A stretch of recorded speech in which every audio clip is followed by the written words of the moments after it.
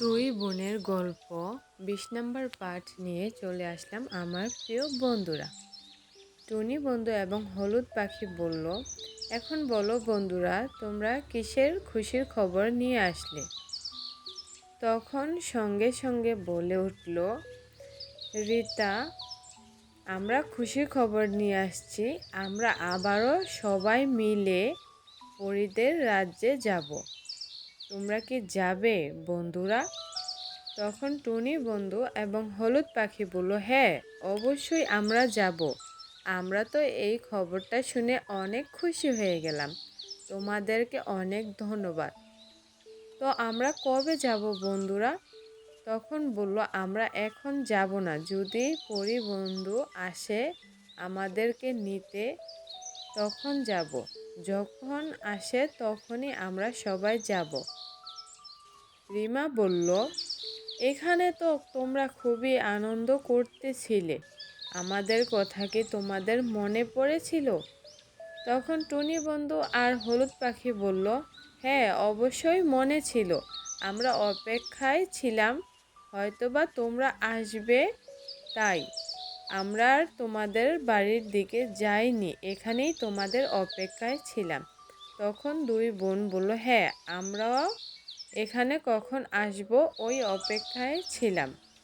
প্রায় আজ 2 দিন হয়ে গেল আমরা বাড়ি থেকে বের হতে পারিনি, তাই আজকে চলে আসলাম।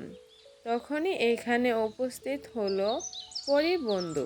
পরিবন্ধু বলল, বন্ধুরা সবাই কেমন আছো? আমি আজকে চলে আসলাম তোমাদের মাঝে। তোমাদের সবাইকে আমাদের রাজ্যে নিয়ে যাব। আমার বাবা মা বলেছে তোমাদের সবাইকে নিয়ে যেতে। আমি বাবা মার সাথে তোমাদের কথা বলেছিলাম। তখন বলল, হ্যাঁ আমরা অবশ্যই সবাই যাব।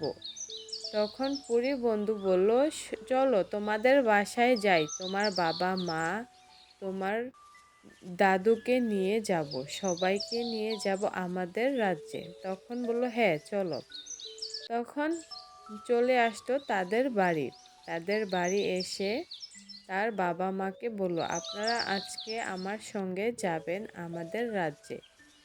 তখন আরও বলল, আমার বাবা মাকে আপনাদের কথা বলে এসেছি, ওনারা বলেছে আপনাদেরকে নিয়ে যেতে। প্রিয় বন্ধুরা, এখানেই 20 নম্বর পার্ট শেষ হয়ে গেল। যদি তোমরা 21 নম্বর পার্ট দেখতে চাও অবশ্যই কমেন্ট করে জানিয়ে দিবে। প্রিয় বন্ধুরা, যদি গল্পটা ভালো লেগে থাকে অবশ্যই আমার কার্টুন চ্যানেলকে লাইক কমেন্ট করে পাশে থাকবে। যদি গল্পটা ভালো লেগে থাকে অবশ্যই আমার চ্যানেলকে সাবস্ক্রাইব করে দিবে। প্রিয় বন্ধুরা, ধন্যবাদ।